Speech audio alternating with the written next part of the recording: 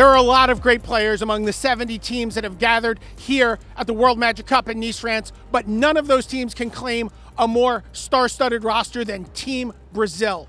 2002 World Champion Carlos Ramao, 2010 Pro Tour San Juan Champion, and 2016 Pro Tour Hour of Devastation Champion Paulo Vitor Damarosa, and Pro Tour Ether Revolt Champion Lucas Esper Bertu. Team Brazil is stacked with Pro Tour champions. We've never had a team like this compete at the World Magic Cup before. Let's hear what they think of their chances and their history with the game. My name is Paulo Vitor Damarosa. I'm the Brazilian national captain, which normally I think in most teams would mean you have a role of leadership. You know, usually the captain is the more experienced player. You know, sometimes the WMC or the national winners have never played in a Pro Tour, have never played in a GP. Have never traveled abroad, so you do all this logistical travel thing, you help them with deck choice and help them how to play. For me this time, I don't really have to do any of that. You know, Carlos has been playing for longer than I have, and Lucas has been playing for a very long time too. They're both PT winners. So it's a more relaxed captaincy. I think I don't have a specific role, I'm just a member of the team like they both are. My name is Carlos Ramao. I'm a 35 years old Magic player. I started in 4th edition. Let's say my biggest accomplishment is the 2002 World Championship. I also got the 2010 Magic Online World Championship. I'm trying this weekend to get the World Magic Cup because like World is my thing. So by the time I woke up on the turn day, the tournament had already ended. Then I opened the webpage and I saw Carlos' face there. I'm like, what? And then I saw he had won the tournament. And it was just, I had to, you know, double tick, look at it again, because it was so inconceivable that a Brazilian player had won the World Championship. And we had never top-8'd anything before. So that was a really big, inspiring and, I guess, wake-up moment that told me that, you know, actually people from Brazil can do this too.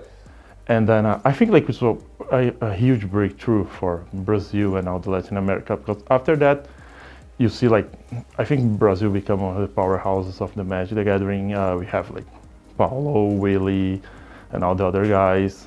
We won a couple of tournaments. Okay, so Lucas is a player that I've known for a very long time, and his defining characteristic, I think, is that he practices a lot. His work ethic is really, really good. Much better than mine or Carlos's, if I'm gonna be completely honest.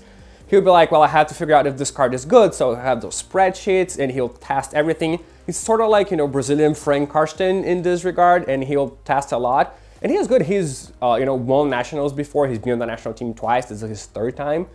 So Lucas is that crazy guy that reads everything from Magic, that has like all the theories. He knows everything. He knows all the words, all the archetypes, all the lists and everything. So that guy is crazy for Magic. But unfortunately, he has like a job that like consumes most of his time. He's a very important lawyer in Brazil, so he has to try to split his time between his work and Magic. I have so much experience on the game right now that this kind of stuff doesn't bother me anymore. Like, you know, I know like there's some kind of pressure on us, but like I'm pretty sure we are 3 very experienced players, so we're gonna know how to handle it. Everybody's gonna be looking at us, so I like it. I like to be at the spotlight. I like to be at the center of the attention. I think Brazil winning the World Magic Cup would mean a lot to a lot of people. Not only to us playing, obviously it would be great for us, but it would mean a lot to everyone, because even though we've been doing well individually, and you know, more individuals have been doing well, we're still not what you would say is a Magic royalty as far as countries go. It's still harder for us. Like, like, people think it's an exaggeration, but it really isn't. Like, all the flights that we have to take 20 hours. They're all incredibly expensive. Sometimes we don't have boosters getting to Brazil. We have 1 GP a year in a country that's the size of the US. So like our local GP is sometimes in Mexico, which, you know, takes longer for me to fly to than someone from Canada to fly to. And so it's really, really hard for us. And the fact that as a Magic nation, we can still be at the very top, even though we've had to fight through all those things for 20 years, is amazing. I think what we did last year, it was honestly inconceivable. Like, of the 4 PTs, we had finalists in 3 of them. We won 2.